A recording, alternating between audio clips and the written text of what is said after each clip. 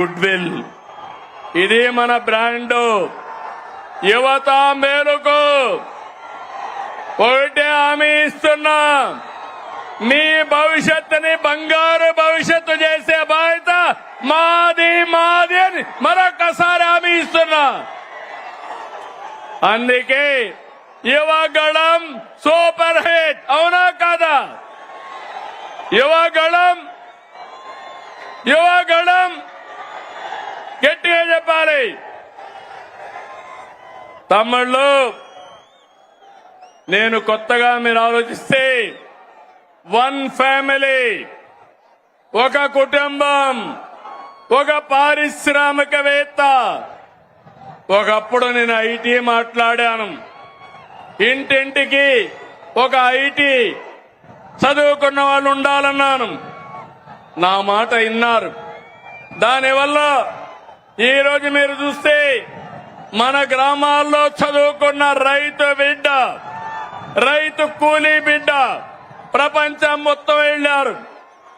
ఆ దేశంలో ఎక్కువ ఆదాయం సంపాదించే పరిస్థితికి వచ్చారు. పేదరికం తగ్గింది. నేను ఒకటే ఈరోజు చెప్తున్నా, నా ఆలోచన ఒకటి, ప్రతి ఒక్క ఇంటికి ఒక పారిశ్రామికవేత్తను తయారు చేస్తానని మరొకసారి మీ అందరికీ హామీ ఇస్తున్నా. మీరందరూ నాతో ఫాలో అవుతారా అని మిమ్మల్ని అడుగుతున్నా. సహకరిస్తారా తమ్ముళ్ళు అని అడుగుతున్నా. గట్టిగా చప్పట్లు కూడా చెప్పండి, సహకరిస్తామని.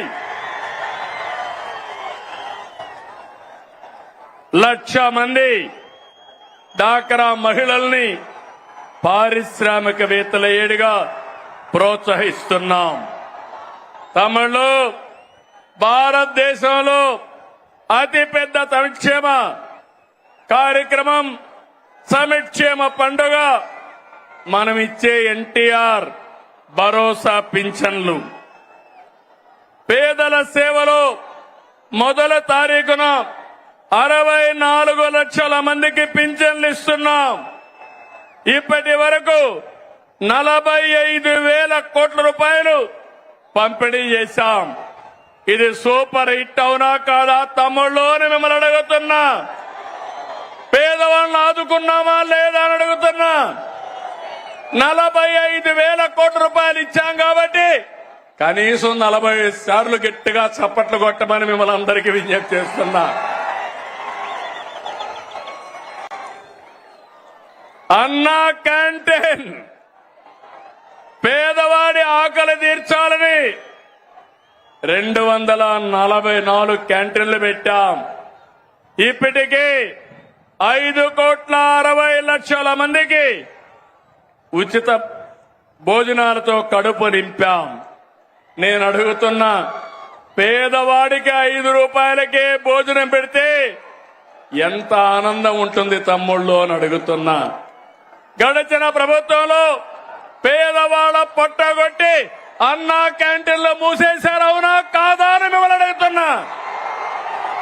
ఇది అన్యాయం, అవునా కాదా అని మిమ్మల్ని అడుగుతున్నా.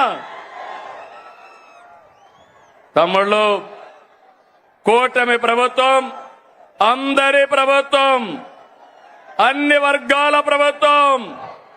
ఇప్పుడే నేను స్త్రీ శక్తి ఇచ్చాను.